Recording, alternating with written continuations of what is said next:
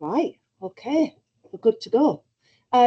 So I'm going to do this all official. Welcome, Dr. Nathan Waddell from Birmingham University. Would you like to start? I mean, everyone knows your face because everyone's seen you a million times on Massalit and found you incredibly helpful. But would you like to start by just maybe saying kind of who you are and why you're so, I'm going to use the word obsessed with not just with Orwell, but I think with this book in particular. Well, hello. It is quite strange talking to a room full of people from my own house, but that's fine. That's all good. It's very, very nice to be given the opportunity. That point about being obsessed is academics are kind of paid to be obsessed. You know, it's sort of it's kind of your job description really, to find something and to become fairly obsessive about it. And so in that respect, I have a great deal of good fortune to be able to earn a living from sort of keeping my head in something that I find so fascinating. And that fascination began very predictably, as it does with many people, at school. I didn't stumble across Orwell. I was introduced to George Orwell by my English teacher, by both English teachers actually. I had two, and it began with Animal Farm at GCSE, and then I read that and I found that curious and sort of interesting. And one of the teachers said, "Well, you might like this other book then, which is sort of Animal Farm on steroids. It's kind of, you know, even worse in the sense of the nightmarish scenario that it depicts." And back then, it was all very much about reading the text, paying attention to the text, and thinking about what the text is doing as a literary work, not so concerned with the various social, historical, and contextual resonances of it and sort of ramifications of it. And then when I went to university, I studiously avoided Orwell altogether. I didn't look at a single word or page of Orwell throughout my entire degree, or the following two degrees that I did after it for my MA and PhD. It was only when I started teaching as an academic, and this was at the University of Nottingham, about a decade ago, or just over a decade ago, I was given the opportunity, as you often are, to come up with a module, a specialist course that you can sort of dictate however it goes, whatever shape it is to be. And I chose to do something on 20th century dystopias, in which Orwell was one component. There were many other things. And I found myself always looking forward most to the Orwell week or weeks. And then when I moved to Birmingham, I had another opportunity to do the same thing. And so I thought, well, I'll just take the plunge and do an Orwell specific focused module. And I've been teaching that to final year students ever since, alongside various other things. And I realized that I'd been thinking about Orwell for decades without knowing it really, because as soon as I started teaching that module, I was kind of overwhelmed with ideas and wanted to express them. And so I started writing about Orwell. I started giving public talks about Orwell. I got involved in various Orwell networks and sort of groups around the country.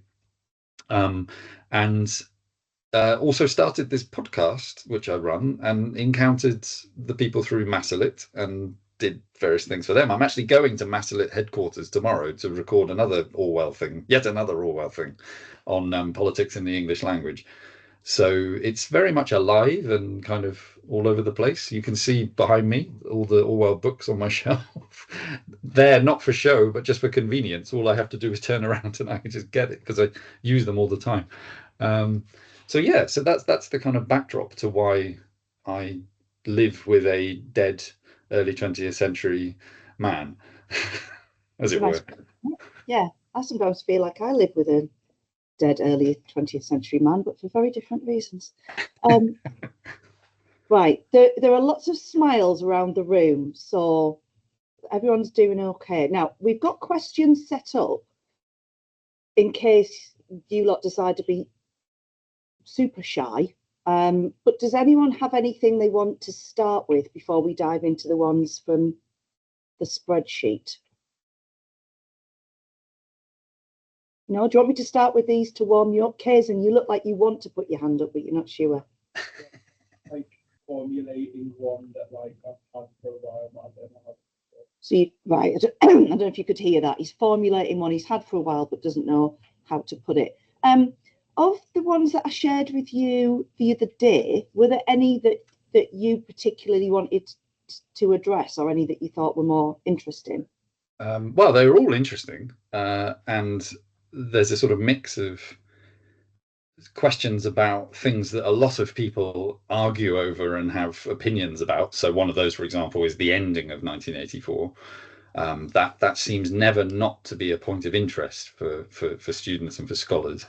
And then there was hang on, I've lost the email. This is one of the problems of. So the one that I just sent this morning, I think one of the things that comes up actually quite a lot, that bearing in mind that our students are always going to compare 1984 with The Handmaid's Tale. They're always going to have a thematic type question about the dystopian genre. And context is worth a lot of marks. Yeah. Often what comes up are, could you really pin down Orwell's political beliefs? Now, I had a training session with David Dwan a few years ago. He was asked this by a teacher, and it was at the English and Media Centre, and even he was like, well, it's a little bit tricky. And the other thing is about his attitude to women. I think that's something that, are there any nods around the room? Are those the kinds of things that we're interested in? So should we maybe start with those two? Are we able to pin down his political beliefs? Because I know he's been claimed by the left and the right, forever, and is that his attitudes to women? Yeah, so the typical academic thing to say in response to almost any question is it's complicated, and that is usually both true, but also a little bit of a way of wriggling out of responsibility, because we don't like often to come down too hard on any one position for fear of not seeming representative. Our sort of intellectual training likes us to be representative of many different positions.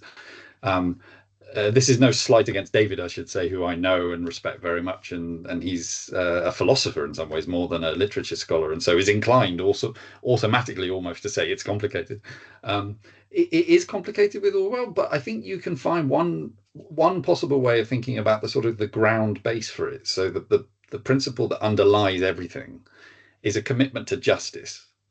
He's very, very anxious over and wants to ensure the continuance of and the survival of justice in some form. And what that means, of course, changes over time. But the basic commitment, I think, to justice doesn't disappear and is always there.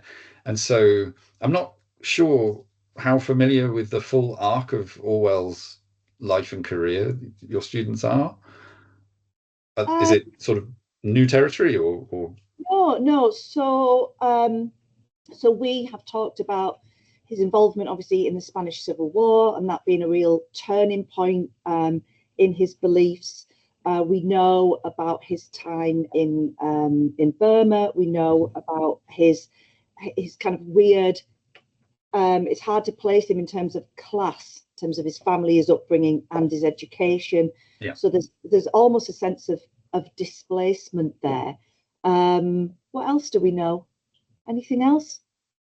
I think those are and of course, how ill he was, and how ill he was as he was writing 1984. So yeah. Okay. They've got a pretty good understanding. Yeah, there's lots of beats there that are very useful to have in the background and in the frame. I mean, Orwell really was ill for most of his life. He has ill health of one sort or another throughout his entire life, and it progressively gets worse. And as you say, he dies ultimately of TB. So you've got this sort of ill, sickly man who is not physically retiring. However, he's a very tall man. So there's a paradox there already.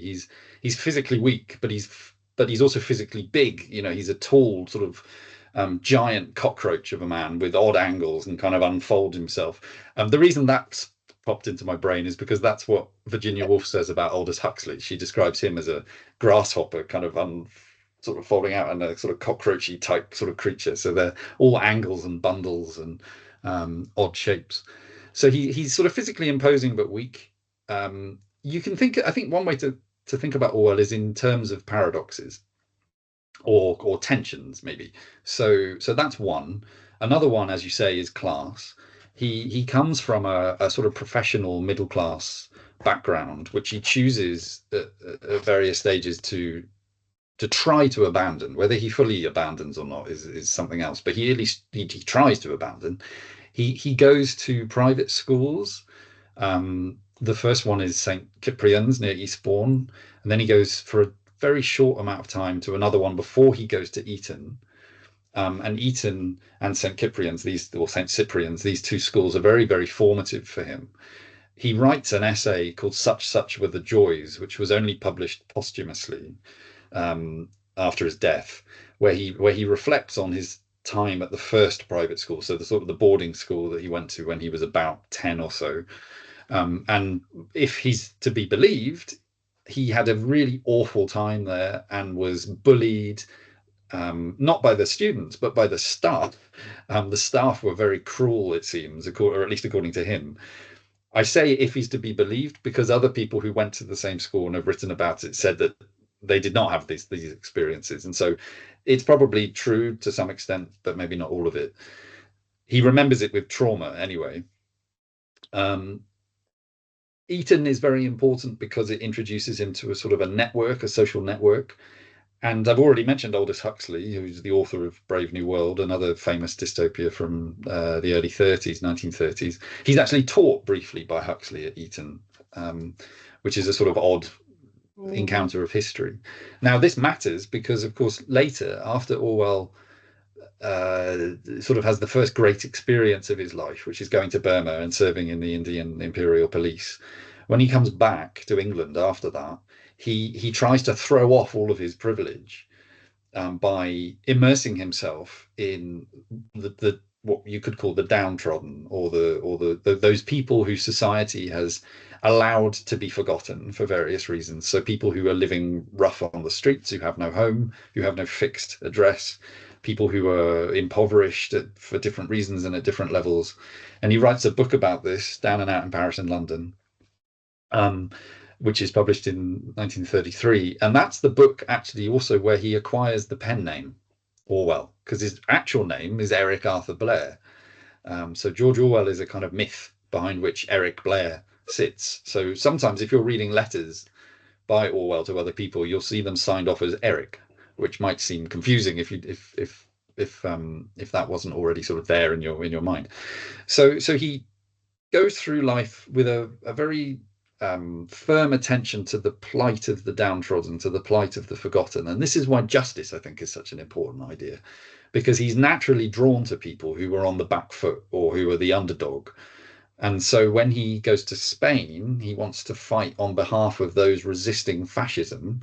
So Franco's form of fascism, which is kind of backed by the larger emerging threat of fascism and authoritarianism in Europe. When he writes about the emergence of Stalinist communism in Animal Farm, his allegiance is very much with the animals, obviously, and the certain kinds of animals who are weak in comparison to the intelligent, powerful pigs. And then in 1984, you see this thread arriving again in the form of Winston is on the side of those who are, Orwell is on the side of those who are disempowered, or the subject to power, underneath the heel of power. And so you can trace this commitment to what he considers justice throughout, and then you can overlay that with other considerations, such as, is he or is he not a socialist? Is there a contradiction between his, in some ways, very privileged background and his commitment to socialism, or at least a form of socialism? He calls it democratic socialism. Is he more conservatively minded than it might seem? So a lot of his cultural touchstones are traditional ones, the love of the countryside, the love of nature, the love of small town and village life. He lives a lot of his life in London, but he doesn't really like London very much and tries often to escape it and to get into the countryside or to go even further afield. He's always trying to leave places. and that would include, I would add, his own body, because he is, by the end of it, a really unwell man, and sees, I think, 1984 as the kind of last gasp. He does have a plan to write more books after 1984. It was never meant to be the final statement of his life, but of course it turned out to be. So that's necessarily reductive, but that gives us shape, maybe. I think that's really helpful. I was really glad that you confused Winston and Orwell, because I do that all the time in my lesson. It's not just me. People, that was really helpful to say that he's kind of motivated by that idea of justice.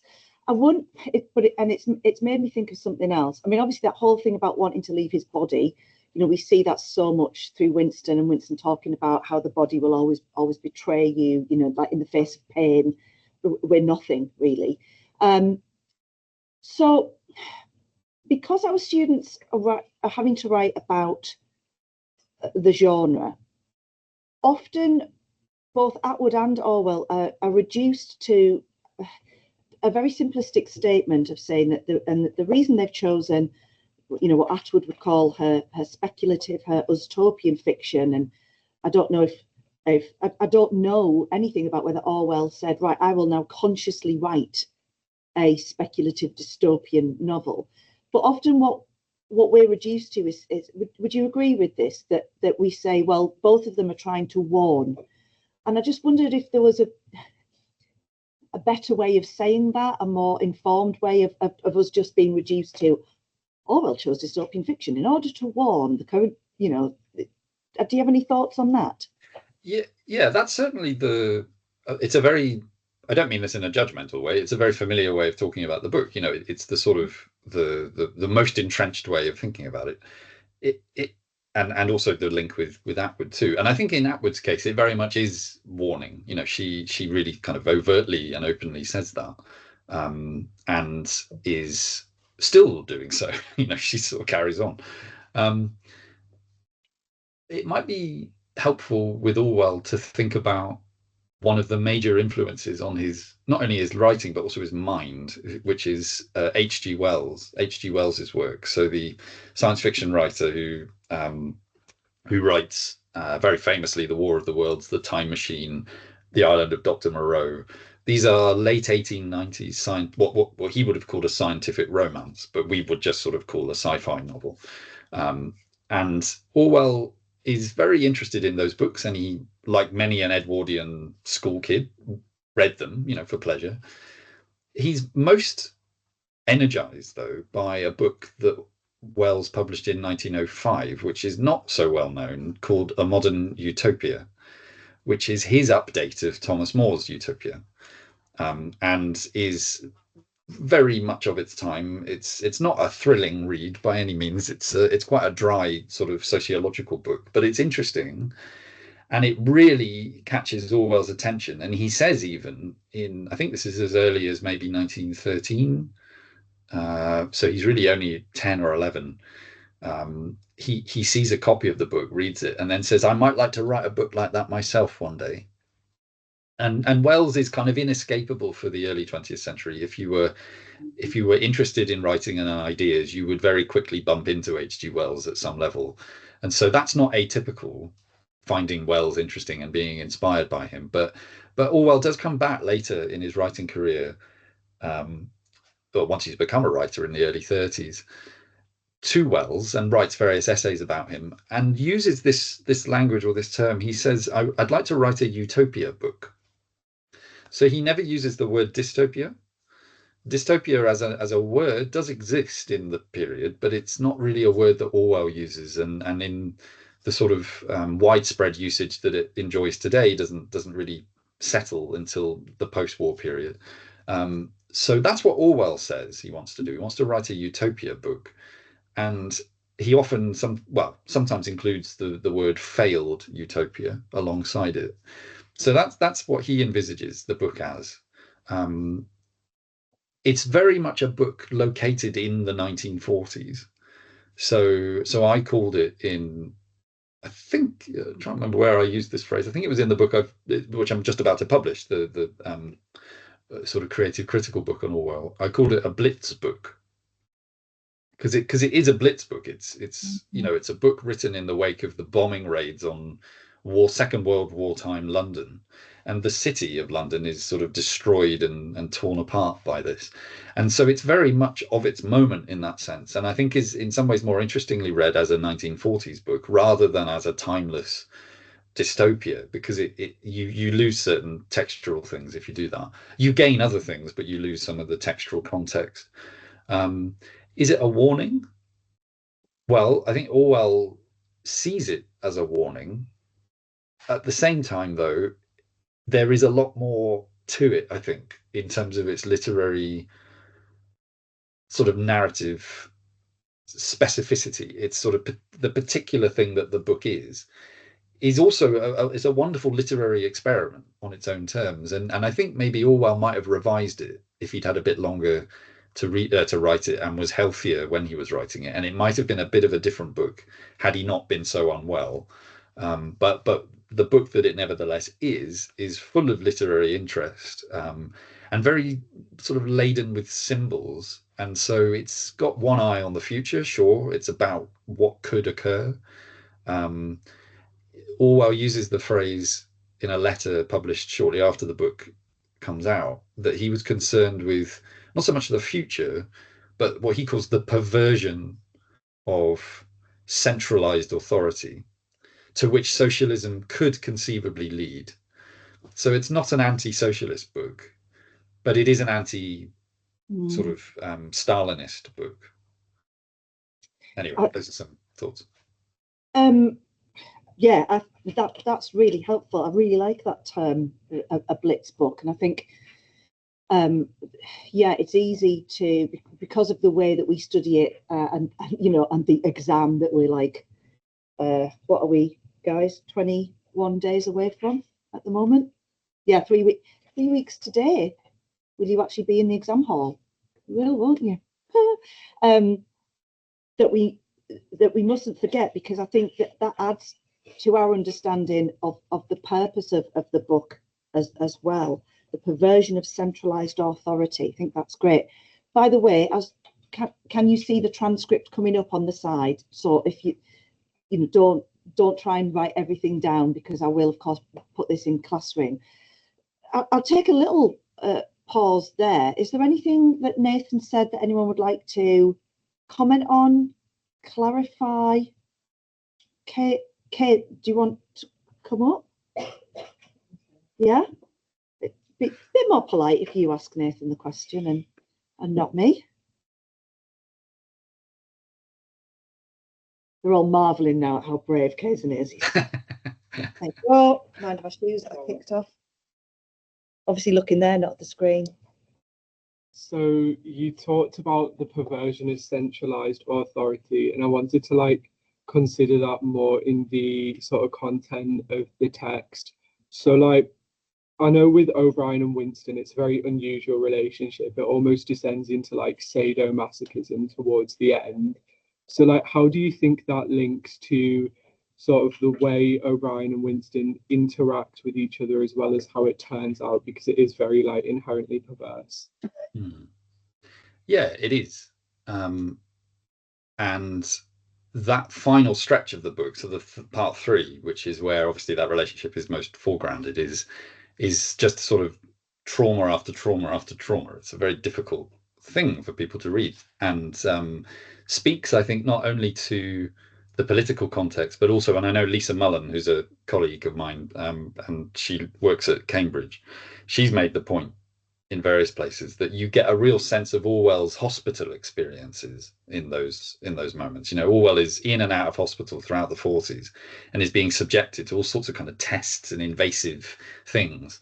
And for long stretches of time, I mean, you know, near the end of his life, he's in, and I think certainly more than once, he's in hospital, you know, for 6 months at a time. You know, this is long hospital invasive treatment. And so Winston mirrors that. You know, he's sort of there and he's being tortured for we don't quite know how long, but certainly a long time. It's very important to think also about the fact that O'Brien is not a dictator. He's a bureaucrat. He's a functionary. He's a kind of middle manager. He's a powerful man, but he's also somebody who is in the middle of the hierarchy. He's at the center of the state, but he's not in charge of the state. He's somebody who is following orders and he's empowered to do certain things, but he's also subject to more authority up and above and away from him that we don't see. And that, interestingly, Sandra Newman, in her recent book Julia, chooses to show us. We do see that hierarchy up and away and behind him, but Orwell doesn't sort of give us that. So that's important. Never underestimate the degree to which people with a little bit of power like to use it a lot. It's one of the main temptations of power, which is if you just have a tiny bit, give people an inch and they'll take a mile. So there's that kind of thought. O'Brien is also a sort of an impossible ideal. He's this highly intelligent, refined, what you could call an interlocutor, so somebody with whom Winston has a series of conversations, who is so intelligent that, and the novel says this, that his mind seems to encompass and to surround and to contain Winston's. So either Winston is very stupid, or O'Brien is stupendously clever and intelligent, and we don't ever really know which one of those two things applies. But certainly there's a big personality there, and I think one of the temptations is to try to see 1984 too much as a realist novel, whatever else that we might want to say, that it has a kind of realism to it. And it does at moments, but it changes generically too. And the final stretch of the book is very unrealistic, actually. It's a very sort of strange, surreal, dreamlike sequence with a lot of impossible things. Quite whether we believe the manner of torture that O'Brien applies to Winston to be successful or not is sort of not the point. It's a fear of Orwell's that he is expressing, namely the fear of the total removal of safeguards. Winston has nowhere to turn to in that situation. There's no one that he can appeal to. There's no legal defense. There's nowhere that he can sort of get a respite from it. The only respite that he's given by the authorities is designed to make him well enough to go through more torture. So there is nowhere for him to run. And that's a very frightening thing. You could call it a kind of extrajudicial space. There's no recourse to judicial authority or protection. And this is very, very resonant at the moment. Think about what's happening in America with deportations to El Salvador, where there is no judicial oversight. These people are just sent out of the country, and then the current administration in America is just saying, well, sorry, we can't do anything about it, even though the fact that they've created that situation. So Orwell is not writing about our time. He's writing about that process that was already happening in 1930s Europe and 1940s Europe. And I think that's where some of the excess and as you put it, the sort of sadomasochistic dimension of that text, of that stretch of the text, comes from. It comes from a deep sense and source of anxiety in Orwell's mind. One final thing to add is that he had gone to Germany after the Second World War briefly as a war correspondent, and he wrote about seeing, first of all, the devastation of Germany that it suffered through the sort of closing moments of the Second World War, but also he was seeing and trying to understand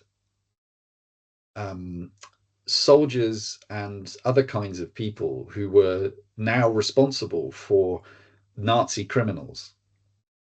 And fighting with the urge to revenge themselves upon them, and Orwell held to the view that whatever you do and for whatever reason, if revenge is involved, it will always destroy the person seeking to avenge themselves on someone else. So he had a very, very deep suspicion of revenge as a motive, even though he understood, of course, that a lot of people wanted to take revenge on the Nazis after the Second World War. And you can kind of get a sense of some of this in the strange intimacy between Winston and O'Brien. It is a deeply exploitative sort of relationship, but there's tenderness in it as well, and not always a feigned or fake tenderness. And I think Orwell is trying to see O'Brien as to the extent that he can within a relatively short book, as a sort of three-dimensional character who may himself be subject to things that he can't quite so easily avoid and escape. You remember that line where he says, "They got me a long time ago, Winston." Yeah. It's never explained what he means. But I mean, what do you take that to mean? I think it's just kind of like, I think because O'Brien's like a bureaucrat, and because he's been sort of forced into this like inner party position, because it's sort of like a false meritocracy, isn't it? And it's, I mean, that's how I read it, and I read it as it being kind of rewarded on loyalty and intelligence, and it was like sort of involved with the class system. I read it as sort of like maybe O'Brien was apathetic to what he was doing, but it could also equally just be a way of just trying to brainwash Winston, because he does present him with these false sort of like hopes and these false realities. And it could be a way to try and equalize with Winston as part of his torture process. Yeah. Sandra Newman, this is not, well, it's a sort of half spoiler if you haven't read Julia. She sees O'Brien in her rewriting of him as a sort of loudmouth narcissist. So where in reading 1984 we're inclined to see O'Brien as this kind of what's the right word? Sort of highly impressive, intelligent sort of man of some kind who has profound thoughts and is very dangerous. Newman sees him as somebody who he just sort of talks this nonsense, and all the other inner party members know that and sort of see him as a bit of as a figure of fun. And they sort of refer to, oh, he's using the 5 fingers routine again. You know, they say that kind of thing.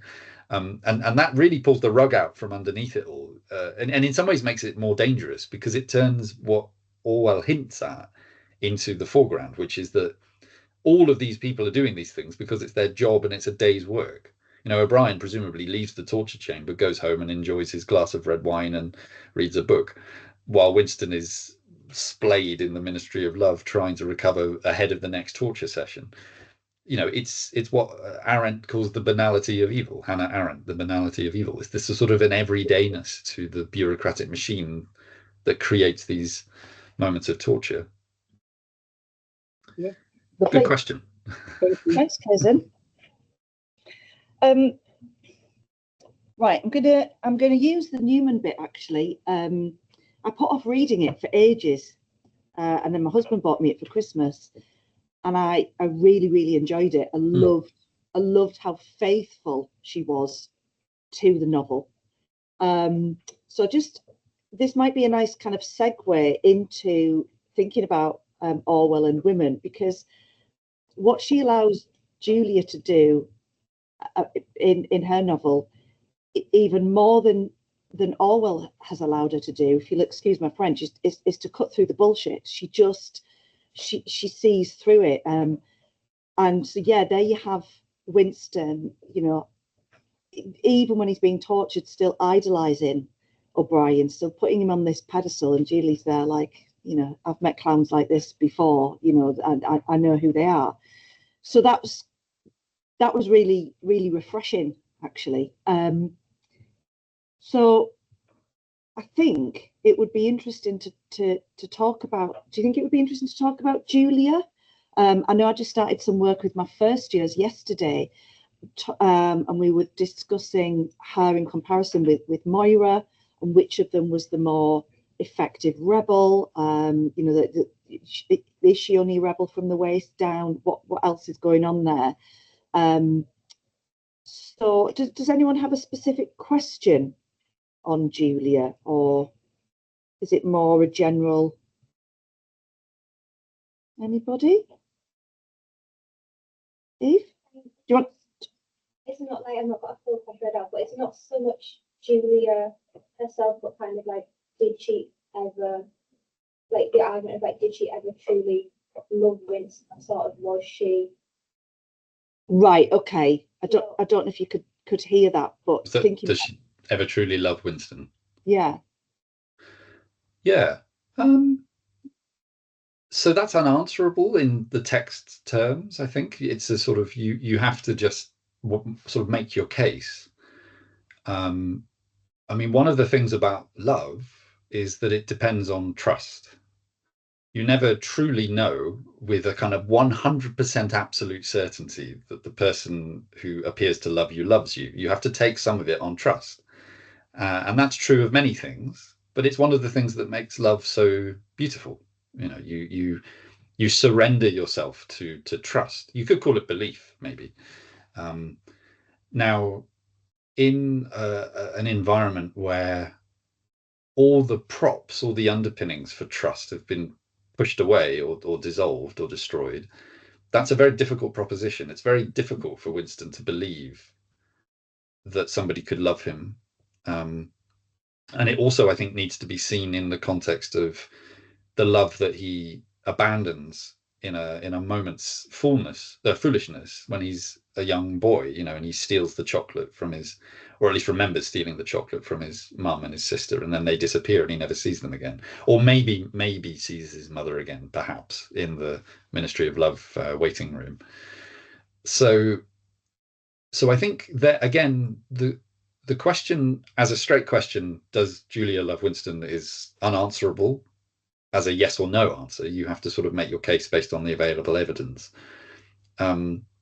But maybe a way of just changing the question slightly could be helpful, which is, what does it mean for Winston not to know whether the love is real or not? Because it's part of a broader tapestry of things that he doesn't know about and can never finally pin down, such as, is the war real? Is the eternal war between Oceania, East Asia, and Eurasia, depending on the different configurations, is that a real thing? Does that actually exist? Is it actually occurring? Or is it virtual? Is it some simulated thing designed purely to keep everybody in a war mind, in a sort of war psychology, so that they're willing to surrender things, willing to surrender liberties, willing to openly be placed in some sense, be put into some sort of subservient position? Because presumably, if all of the outer party members decided to rebel, there would be no way to stop them, particularly if they also included the proles in that. I mean, we don't know, that's the thing, but one suspects that if that were to occur, there would be a victory for them. Orwell doesn't allow us to see the consequences of that. He just wants to stay with the uncertainty, which I think is part of the Spanish Civil War background that the novel has. So this might seem like an odd way to connect Julia with a context to go to the Spanish Civil War, because of course she doesn't really exist there. But what one of the main inheritances of the Spanish Civil War for Orwell is this insight into the ease with which the link between reality, truth on the one hand, and experience on the other can be completely cut and dissolved and turned into some other relation, some other sort of myth or fantasy, such that newspapers can report about things that didn't happen and that large groups of people will believe.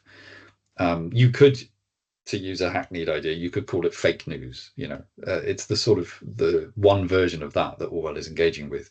And Julia is a kind of emissary or vessel of fake news. You know, she's kind of too good to be true at some level. Winston is this old, ugly, ailing, ill, very unattractive man in all sorts of ways. You know, he's miserable. He's called Old Misery in Newman's book. He's presumably doesn't smell great because nobody has any soap. He smokes like a train, so his breath will be horrible. You know, he's just, and he's an alcoholic as well, so he will reek of alcohol. So he's got, you know, a lot of things not going for him, and yet this young, sort of independently minded, spirited young woman is attracted to him, and there may be some sort of wish fulfillment on Orwell's part here. This may be a kind of fantasy at his level. On his level, having said that, he was far from unsuccessful romantically, and was also quite sort of interested in women, shall we say, in all sorts of different ways. So it's not such a stretch to imagine it in these terms as a kind of idealized version of a relationship that he may have wanted or felt that he deserved. Then again, if you argue in those ways, you're putting all the emphasis on Winston and not on Julia, and it could be that Julia wants to use Winston for her own purposes, and that's what the novel suggests. She she wants to have a physical relationship with him that gives her a certain amount of satisfaction, and that also just proves that she can kind of do what she likes. She can move in and out of the state's power, precisely because she doesn't see it in the way Winston does, as this big, all-encompassing, terrifying thing. She just sees it as normality, as reality, and that she can move through and manipulate as she sees fit. So there may be just different thoughts here to bring into that question. Sorry, Yeah, this is a very rambling response. But... No, I'm thinking of something that my first years came up with yesterday, which I thought was really helpful. We were discussing like who was braver. The statement that we had also implied that Moira's rebellion was perhaps more moral than Julia's, which was interesting. And one student said, actually, I think Julia's braver because Julia can't remember. She's been born and brought up in this society. Moira can remember what it was like, has hope. She knows that if she gets to Canada, things will be different. And obviously the TV series made that happen, which we discussed as well. Why has that happened? So they were quite keen on the idea that it's braver to almost fight against something that you have accepted and that you can see no way out of, than when the change in the future is more tangible.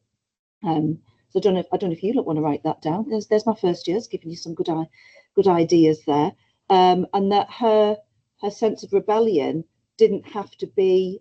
The argument was that Julia's rebellion is self-centered, but Moira's, is for a bigger cause, which I don't necessarily agree with anyway.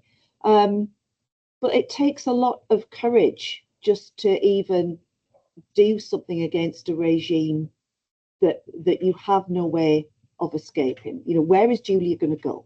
Apart from a brief respite to the Golden Country, she's got nowhere.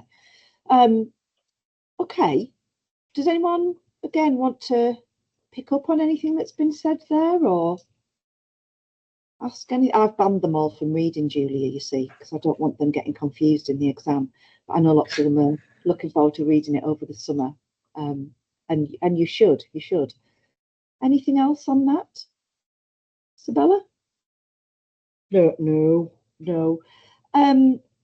Okay.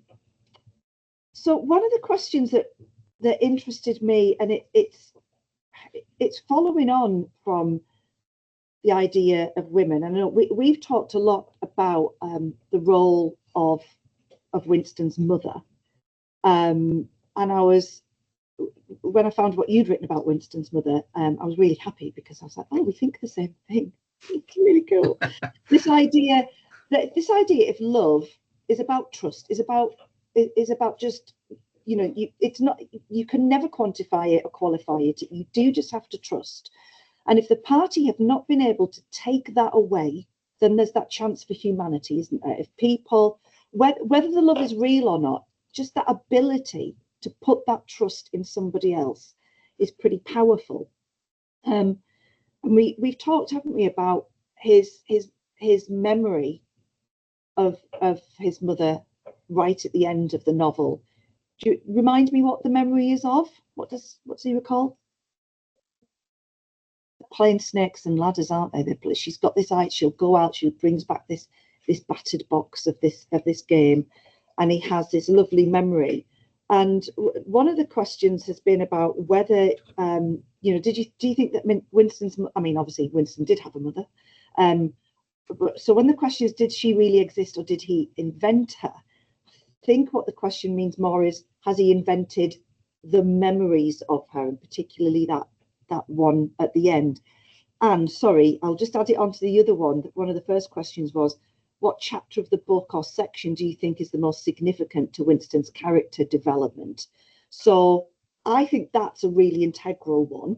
So we might want to talk about that for a little bit. And then if you've got another section where you're like, and this is it, this is the crux of the novel or the crux of Winston or whatever. Yeah. I mean, that last point, I think part 2 of the book is the most crucial in terms of what it gives us information-wise about Winston's mind and background and sort of commitments. There's lots of other important bits, obviously, but that section especially in terms of the relationship between Winston and the various women who either have been or are in his life. That's important. It also contains, of course, Goldstein's book, or the extracts from Goldstein's book, which even university students skip. But you lot and I have to remind them constantly that, it works slightly differently with assessment at university, but I sort of say, you can't skip this thing. You got to deal with it.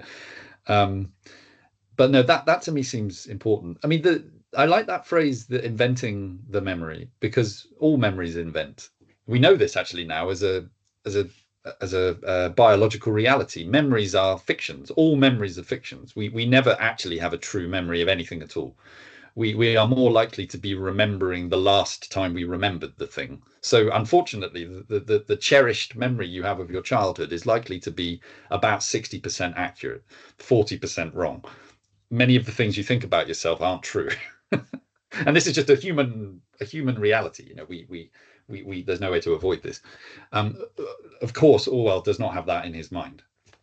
He's not thinking about it in terms of a sort of medical or diagnostic reality, but he is writing about memory. And that essay I mentioned when we started this, such were the joys, that is a reminiscence of his time at school, and is similarly subject to all the faulty and sort of workings of memory. You could argue, I suppose, that Orwell's, I keep doing this, don't I, Winston's memory of his mother and of his sister are kind of compensatory in some way. So they're props for him during moments of distress. I'm thinking, for example, of when he sees the rat in the room above Charrington's shop. I forget, I could check, but I won't waste time doing that. But I think that comes very close to a memory sequence. And it sort of activates it, or at least is sort of connected with it in some way. But either way, that whole sequence in Charrington's shop is itself a sort of memory sequence, where being there reminds him of the past that he can only dimly remember. And that, as you rightly say, Julia has no memory of whatsoever. She just exists in a kind of post-revolutionary present.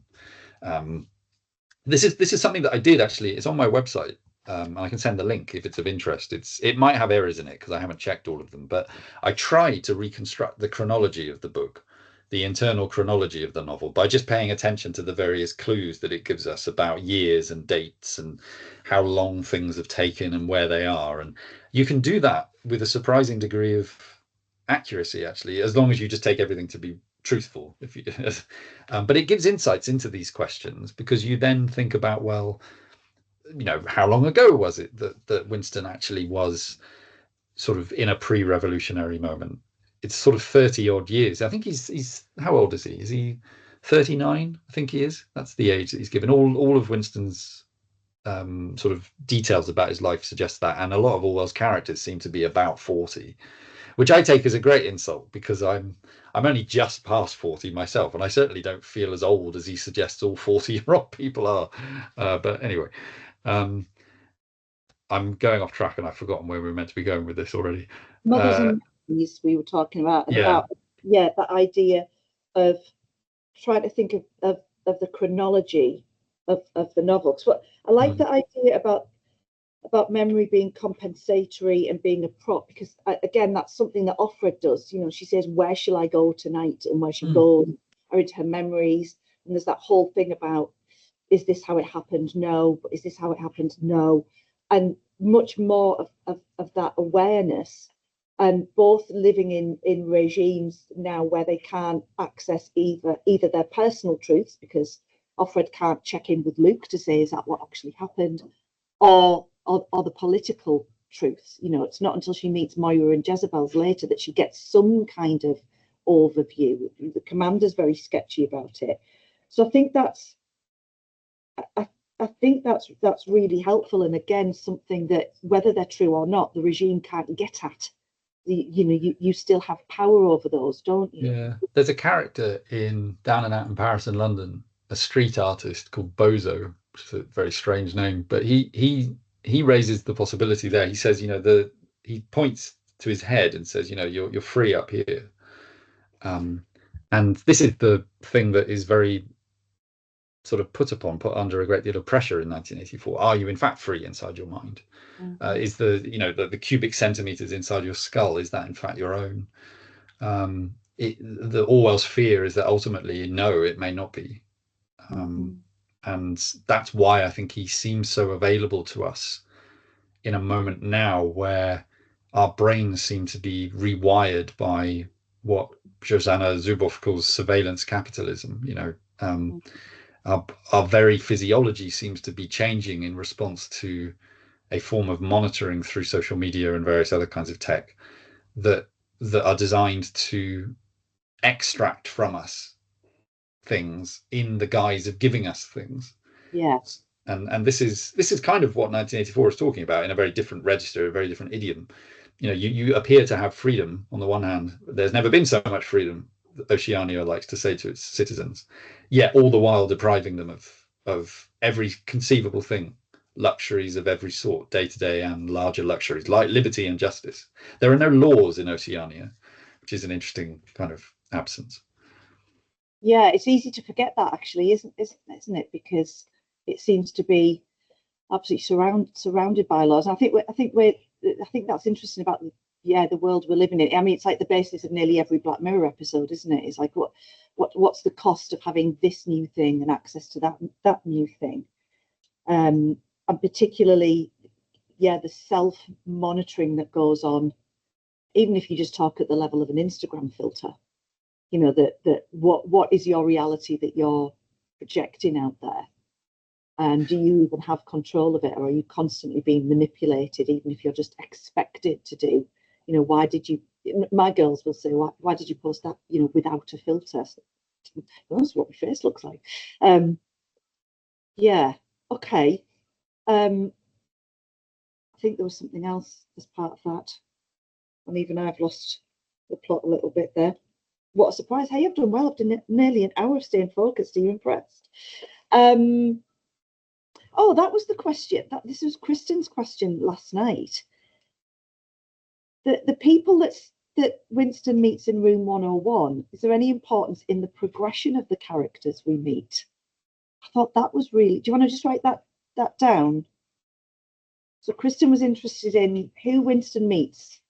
Well, I'm assuming first in that waiting room. You might want to see if you can remember. Write down quickly who you can remember who meets. There's the woman who kind of vomits, not quite all over him, but it's the squalor of that, isn't it? It's the that they're all in together. It stinks. There's the open toilet. It's absolute uncertainty of what's going to come next. Already, that conditioning of being, you are worthless. You are an animal to us now. Just, is particularly honed in on there. Does anyone have any thoughts before we ask Nathan for his thoughts? No, they've all gone. What? No, we're not going to have thoughts. It is very difficult to be presented with a new person and told, be yourself. It is difficult. I mean, that I love, and I've kind of made a career out of enjoying writing about bits in texts that are often not spoken about or given importance or seen to have much importance. And so I love that sequence where he's just waiting and there's a kind of parade of different people. And we've got, as you say, we've got this woman who is a prole woman who appears to be someone who could conceivably have been his mother, and who vomits all over the floor. There's Parsons who comes in and loudly uses the toilet, and there's nowhere to go. Orwell, there's a great biography of Orwell written by John Sutherland, which is called Orwell's Nose. And it's a sort of a creative critical biography of his writing told through smells and pongs and whiffs and all sorts of various things. Because it's something that Orwell writes about continually. Yeah. Once you see that and spot it, you'll never unspot it. But anyway, so there's that. There's also the skull-faced man, that sort of horrid sort of specimen of the kind of person that Winston is very imminently to become. Winston becomes skeletal, doesn't he, in room 101? I would include also O'Brien. even though O'Brien only obviously comes in order to take Winston out, he nevertheless sort of comes into that space, and it's a mark of the dangerous proximity and intimacy between them. O'Brien can move between spaces very easily. He's here, there, and everywhere. He's power, basically. Power diffuses itself through a system, whereas Winston is subject to it and therefore can only exist in discrete spaces. He's very bad at being he can't move between spaces, and when he tries, he's either racked with paranoia or genuinely at risk, and in a way that O'Brien is not. So sometimes why people who are very powerful are called anarchists. This is the kind of counterintuitive idea, but that's one reason why. So that sequence, I think, is very interesting. Is also, I'm trying to remember now, this is a bit concerning that I can't remember this. I don't know where my copy of the book is. There it is. Is Ampleforth in there? I can't remember. Does Ampleforth come in? God, now we're all struggling. Let me just have a look. Yeah, he is. Yeah, he does come in, because I thought this conversation happened earlier in the book. It's where he talks about the rod, rhyming God and rod. Yes. So we've got the woman first, then we've got Ampleforth, then we've got Parsons, then we've got the skull-faced man. So if you wanted to think about a progression, you've gone from the most fundamental form of intimacy a human being can have, the relationship between oneself and one's mother, because without the mother there is no self, the mother is all, to death. Yeah.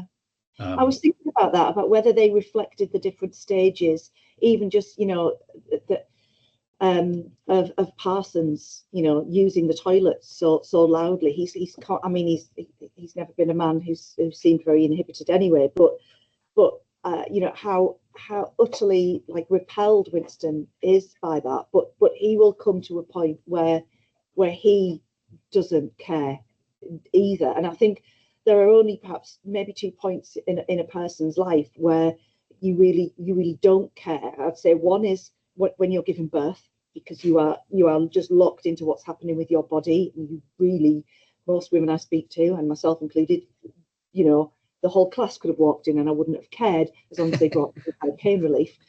But also when you're very ill, when you're close to death, that's because both of those experiences are just reduced to the physical. For some people as well, maybe there's a spiritual thing going on, but ultimately it's the physical that's taking over there, and it's almost like there's that progression.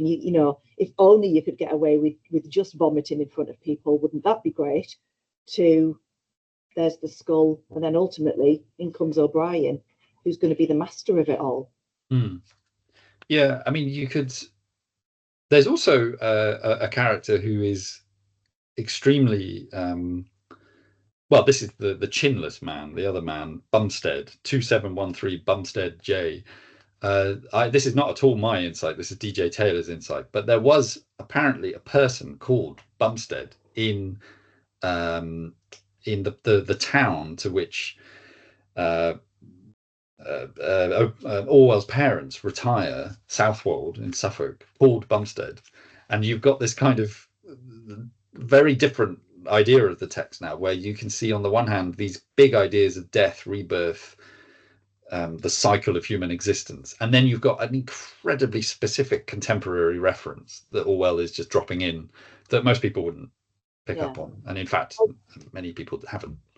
Almost bordering on the petty, like the little. Well, yeah, exactly. I mean, I think it's this book, isn't it? This second biography of Orwell that DJ Taylor recently published. He talks about the petty revenges that Orwell exerts on various local small town intrigues. Because this is the thing. There's a real consistency in Orwell's work from the beginning to the end. We talk about paranoia and surveillance very much in terms of 1984, and that's, obviously we do that. But if you read his novel A Clergyman's Daughter, which is 1935 and is very little known and not read really at all by anyone, that book is concerned with all this kind of small town paranoia where people are peeking out of curtains and gossiping and overhearing stuff that they shouldn't hear, and then saying something to somebody else and they only get the information half correct, and then they create problems, for people, or seeing something that they don't quite understand. It's the idea that atonement works with, that great novel, Atonement, Ian McEwan's novel, Atonement, works with so brilliantly, where you see something that you think you understand and in fact don't.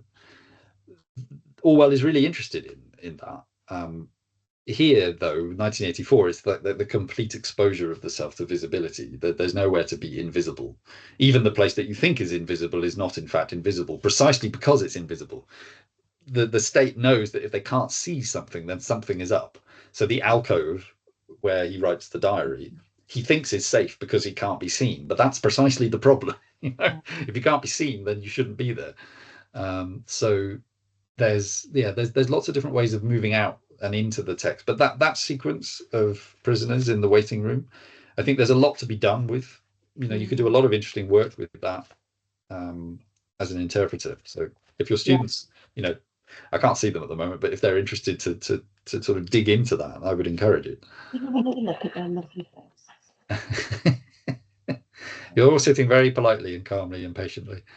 Yeah, they're my lovely students who we're all just staying nice and calm and chill. We've got some literature students going on, literature and languages. We've got a BBC apprentice, won a very coveted apprenticeship for the BBC. We've got people going on to do apprenticeships and all kinds of stuff. So and some are still having a think. And that's fair enough at 18. I think you definitely need to take some time to have I wish I'd had a bit more of a think at 18. Well, I'm still having a think at 42. So. Yeah. Yeah. At 50, I'm wondering about my career choices. We're coming up to the hour, and I do not want to be cheeky with your time. Is there anything else before Nathan goes and has second breakfast that you would like to? Is there anything where you're like, I wish I'd asked that? Go on, Isabella. Like more personal consequence to Orwell than just like a warning about what's going on in the world with Hitler, Mussolini, and it's more like, what would have happened if we hadn't gotten away from the Spanish Civil War when we did. Could you hear that all right? I only half heard it.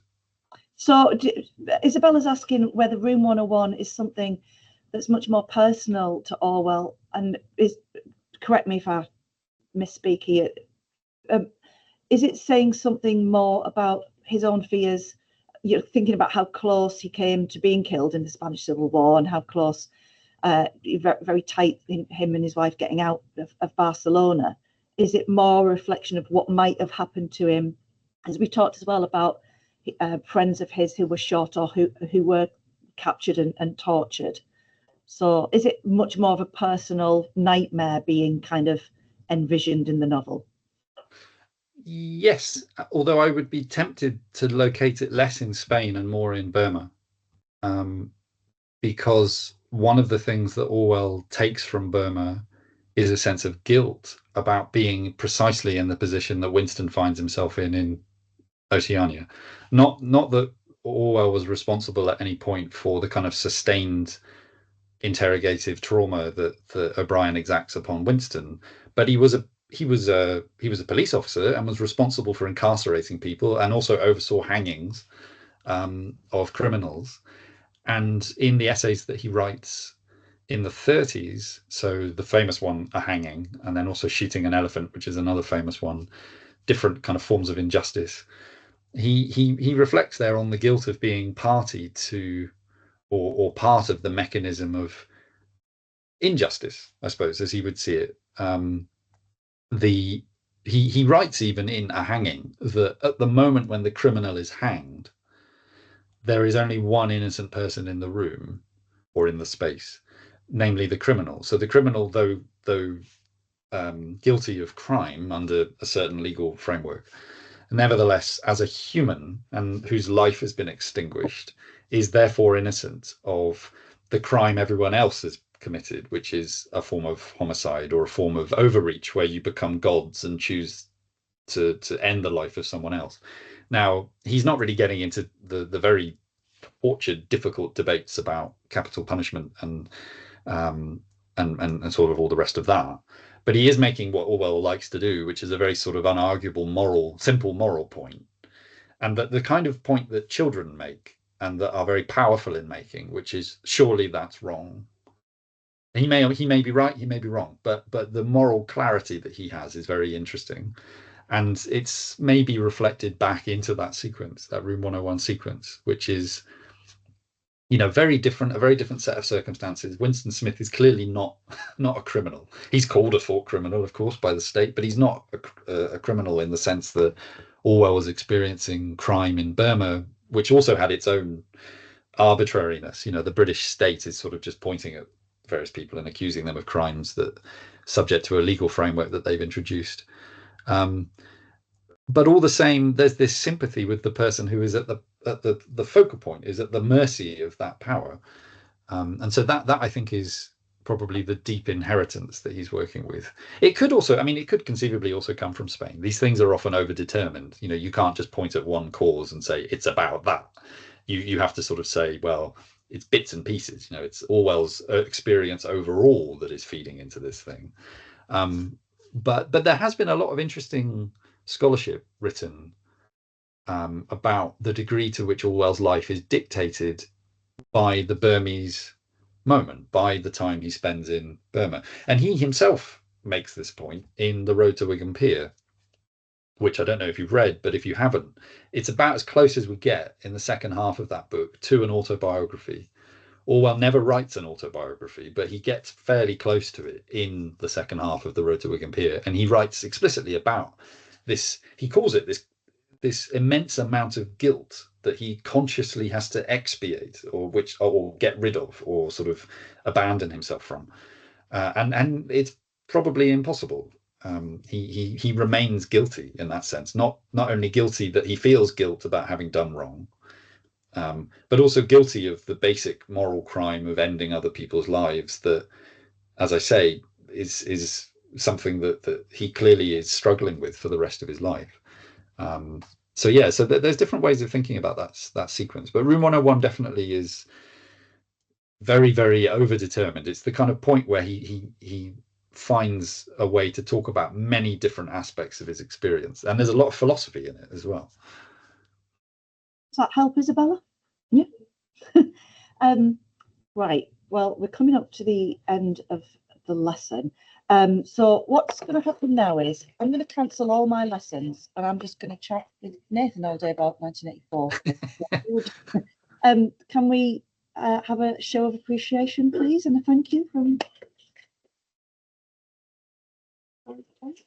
Thank you. I will get that transcript to you in Google Classroom. So I will see you all tomorrow morning. Well done, everybody. That was great.